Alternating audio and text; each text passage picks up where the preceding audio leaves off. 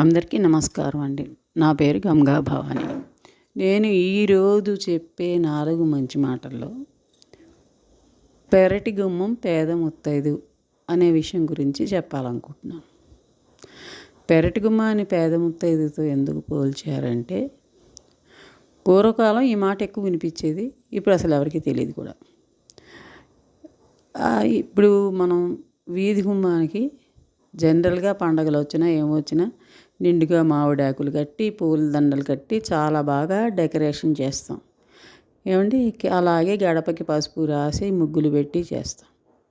కానీ అదే దొడ్డి గడప విషయంలో వచ్చేసరికి తెలిసిన వాళ్ళైతే కనీసం ఒక మామిడాకు గుచ్చుతారు, కొద్దిగా పసుపు రాసి 2 బొట్లైనా పెడతారు. తెలియని వాళ్ళైతే అసలు దొడ్డి గుమ్మాన్ని పట్టించుకోరు. అసలు ముగ్గు వేయడం ఉండదు, ఇలాగే ఒక మామిడాకైనా గుచ్చడం ఉండదు, ఇంకేమీ ఉండదు, మామూలుగా వదిలేస్తారు. కానీ దీనివల్ల నష్టం ఏమిటి అని అంటే, లక్ష్మీదేవి కేవలం వీధి గుమ్మం నుంచే రాదు మన ఇంట్లోకి, కొన్నిసార్లు దొడ్డు గుమ్మం నుంచి కూడా వస్తుంది.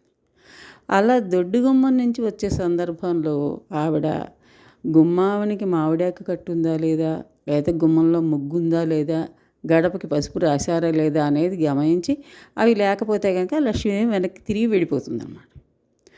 అందుకని చెప్పి పెరటి గుమ్మానికి మనం కొంత విలువ ఇవ్వాలి.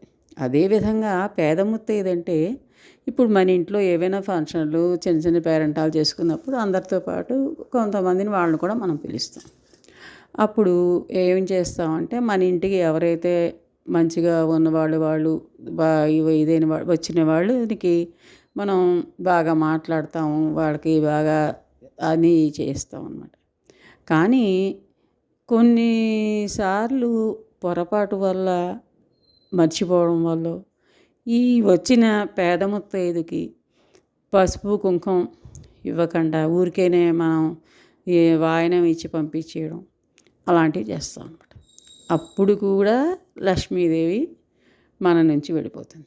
అంటే పేద ముత్తైదుకి కూడా అందరితోటి సమానంగా పసుపు రాసి బొట్టు పెట్టి, అదే అందరికీ మీరు ఏ విధంగా ఇస్తారు, అన్ని మర్యాదలు ఎలా చేస్తారు అలాగే వాళ్ళకు కూడా చేయాలన్నమాట. అందుకని పెరటి గుమ్మాన్ని పేద ముత్తైదుతో పోల్చారండి. మీకు నచ్చే ఉంటాయనుకుంటున్నాను నా 4 మాటలును. ఉంటాను మరి.